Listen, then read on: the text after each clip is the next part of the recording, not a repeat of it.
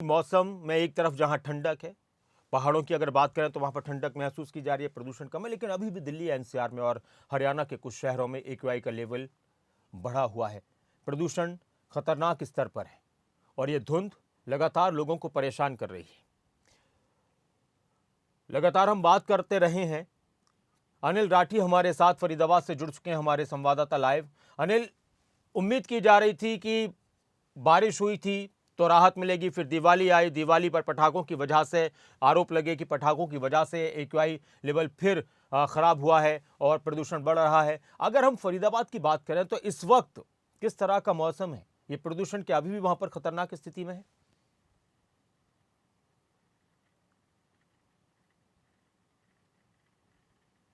देखिए, आपको बता दें कि जिस तरीके से लगातार पहले की बात करी जाए तो काफ़ी खतरनाक स्तर पर जो है वो एक्यूआई लेवल हो गया था और जिस तरीके से बारिश जो है वो लगातार 1-2 दिन जो है वो हल्की बूंदाबांदी हुई, उसके बाद थोड़ा-सा कहीं न कहीं राहत की महसूस जो है वो फरीदाबाद के लोगों और दिल्ली एनसीआर के लोगों ने की थी। लेकिन जिस तरीके से दिवाली के बाद से फिर दोबारा से कहीं न कहीं जो एक्यूआई लेवल है, हालाँकि स्कूलों की आज से जो है वो छुट्टियाँ रद्द कर दी गई हैं, स्कूल जो है वो सुचारू रूप से चालू हो गए, लेकिन एयर क्वालिटी इंडेक्स जो है वो सुधरने का नाम नहीं ले रहा। अब लगातार जो है वो आप देख सकते हैं मेरे पीछे ये धुंध है, आपको दिखाई देगी, जो कि पोल्यूशन है एक तरीके का। फिलहाल हालांकि पूरे तरीके से जो धुंध कहते हैं कि वो धुंध हालांकि नहीं है, लेकिन पूरा पोल्यूशन का जो चादर है वो पूरे फरीदाबाद के इसी तरीके से जो है वो लपेटी हुई है। पूरे आसमान को जो है वो पूरे इसी तरीके की चादर जो है वो पूरे फरीदाबाद के अंदर फैली हुई दिखाई देगी और लगातार देखिए इसी तरीके का मंजर जो है वो पूरे फरीदाबाद के अंदर है, जिससे कि कहीं ना कहीं सांस लेने में भी तकलीफ हो रही है। कई समस्याओं का सामना जो है वो आम लोगों को करना पड़ रहा है। तो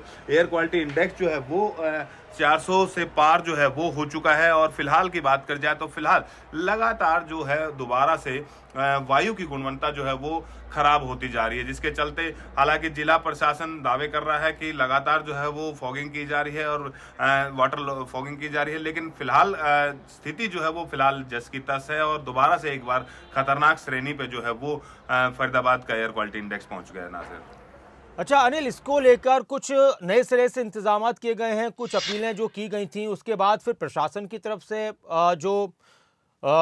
प्रशासन की तरफ से जिस तरह की बंदिशें लगाई गई थी, स्कूलों को लेकर भी कुछ वहां पर भी फैसले हुए थे, इसके अलावा जुर्मानों की बात भी हुई थी, तो इसको लेकर अब कुछ और नया लग रहा है?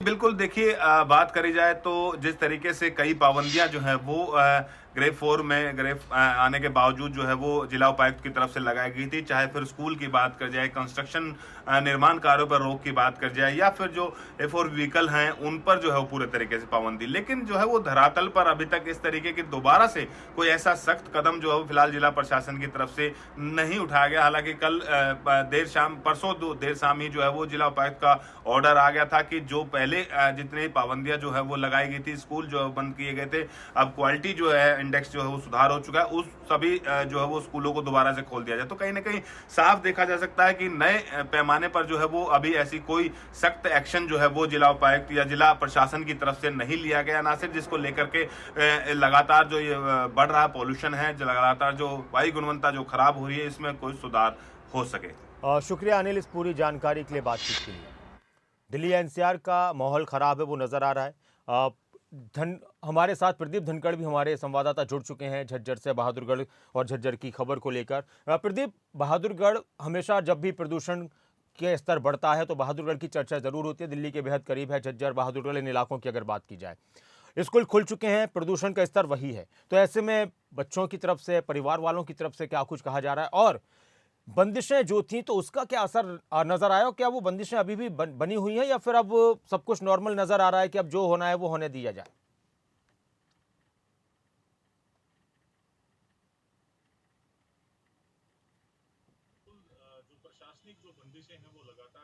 था तो यहाँ पर ग्रेड 4 के नियम लागू कर दिए गए थे, जहाँ पर डीजल जनरेटर पूरी तरह से बैन कर दिया गया था। दिल्ली एनसीआर क्षेत्र में डीजल की गाड़ियों पर प्रतिबंध लगाया गया था। इसके साथ ही तमाम तरह की जो कंस्ट्रक्शन हैं उन कार्यों पर यहाँ पर प्रतिबंध लगा दिया गया था।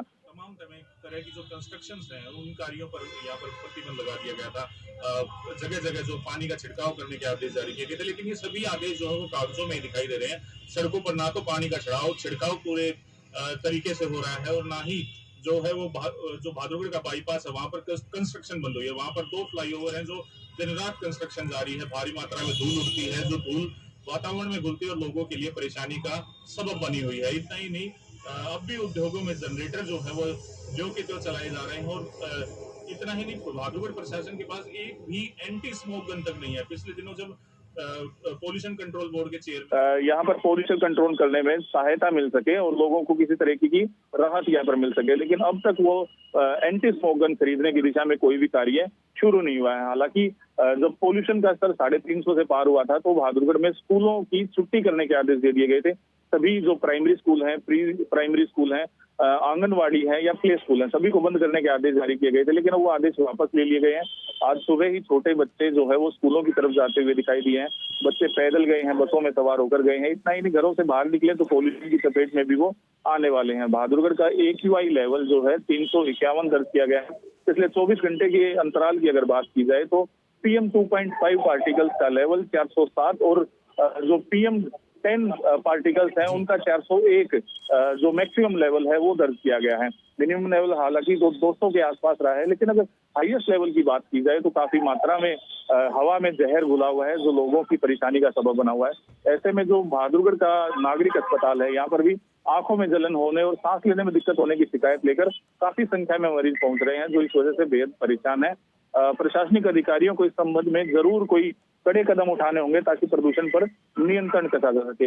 हालांकि दिवाली से पहले जब हल्की बरसात हुई थी तो उस दौरान पोल्यूशन काफी हद तक कंट्रोल स्थिति में आ गया था। ये जो कम होकर महज 100 अंक रह गया था AQI लेवल, लेकिन अभी दोबारा से बढ़ने लगा और कम होने का नाम नहीं ले रहा है। तो देखना होगा ना सिर्फ कब तक जो है एहतियातन कदम उठाए जाते हैं और कब तक पोल्यूशन कम होता है। हालांकि लोगों को खुद जागरूक होना होगा।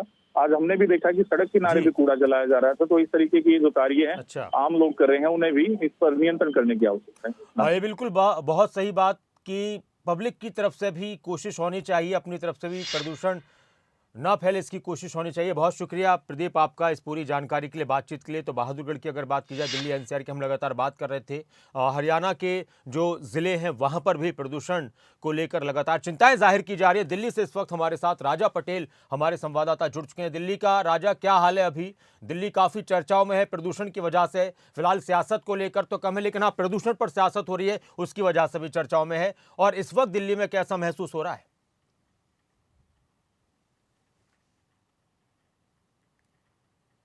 और बिल्कुल देखिए, पोल्यूशन की बात करें तो जो AQI लेवल है, कई लोकेशंस ऐसी हैं जहां पर 400 450 आज सुबह दर्ज किया गया है। मैं आपको तस्वीरें दिखाना चाहूंगा कि आप देख सकते हैं अभी भी आसमान में स्मोक है, क्योंकि 4 दिन पहले जिस तरीके से बारिश होने के कारण दिल्ली में जो पोल्यूशन है वो पूरी तरीके से छटने लगा था। पर जिस तरीके से दिवाली थी 2 दिन पहले और पटाखे जिस तरीके से जलाए गए, उसके बाद AQI लेवल में काफी ज्यादा बढ़ोतरी देखने को मिल रही है। हालांकि दिल्ली सरकार अधिकारियों के साथ बैठक कर रही है, उन एरिया को चिन्हित कर रही है जहां पर सबसे ज्यादा पोल्यूशन देखने को मिल रहा है। दिल्ली के कई ऐसे इलाके हैं, चाहे आनंद विहार की बात करें, जहांगीरपुर की बात कर लें, या फिर सेंट्रल दिल्ली इंडिया गेट के आसपास की बात कर लें, ITO की बात कर लें, तो यहाँ पर काफी ज्यादा पोल्यूशन है। उनको जो अधिकारी है मॉनिटरिंग कर रहे हैं कि ये पोल्यूशन किस तरीके का है, वाहन का पोल्यूशन है या फिर जिस तरीके से 2 दिन पहले दिवाली थी पटाखों का ये पोल्यूशन है। क्योंकि यहाँ पर राजनीति देखने को मिल रही है। जो दिल्ली के पर्यावरण मंत्री हैं गोपाल राय, वो बीजेपी को कटघरे में खड़े कर रहे हैं। बीजेपी के नेताओं पर आरोप लगा रहे हैं कि